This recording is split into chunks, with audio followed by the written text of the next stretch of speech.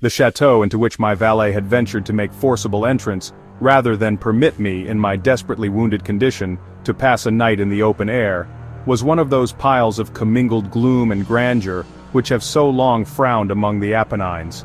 To all appearance it had been temporarily and very lately abandoned.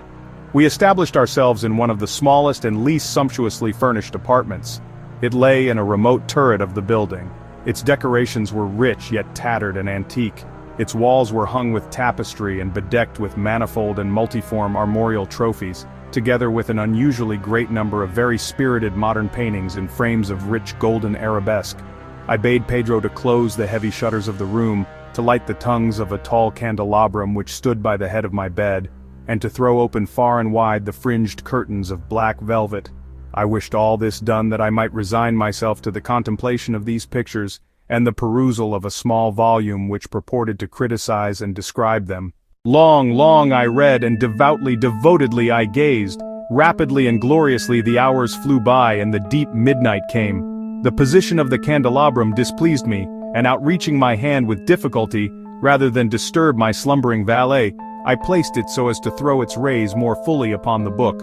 But the action produced an effect altogether unanticipated. The rays of the numerous candles now fell within a niche of the room which had hitherto been thrown into deep shade by one of the bedposts. I thus saw in vivid light a picture all unnoticed before. It was the portrait of a young girl just ripening into womanhood. I glanced at the painting hurriedly, and then closed my eyes. Why I did this was not at first apparent even to my own perception. The portrait was that of a young girl. It was a mere head and shoulders done in what is technically termed a vignette manner. The frame was oval, richly gilded and filigreed in Moresque. I had found the spell of the picture in an absolute lifelikeliness of expression, which at first startling finally confounded, subdued and appalled me. With deep and reverent awe I replaced the candelabrum in its former position. I sought eagerly the volume which discussed the paintings and their histories. She was a maiden of rarest beauty, and not more lovely than full of glee. All light and smiles, and frolicsome as the young fawn, loving and cherishing all things. And evil was the hour when she saw, and loved, and wedded the painter.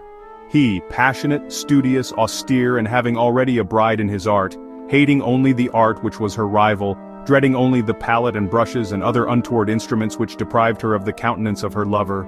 But she was humble and obedient, and sat meekly for many weeks in the dark, high turret chamber, where the light dripped upon the pale canvas only from overhead. But he, the painter, took glory in his work, which went on from hour to hour, and from day to day. And he was a passionate and wild and moody man who became lost in reveries, so that he would not see that the light which fell so ghastly in that lone turret withered the health and the spirits of his bride, who pined visibly to all but him. Yet she smiled on and still on, uncomplainingly, because she saw that the painter took a fervid and burning pleasure in his task, and wrought day and night to depict her who so loved him. And he would not see that the tints which he spread upon the canvas were drawn from the cheeks of her who sat beside him. And when many weeks had passed, and but little remained to do, save one brush upon the mouth and one tint upon the eye, the spirit of the lady again flickered up as the flame within the socket of the lamp. And then the brush was given, and then the tint was placed, and for one moment, the painter stood entranced before the work which he had wrought.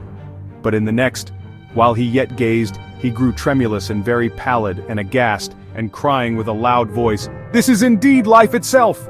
turned suddenly to regard his beloved. She was dead!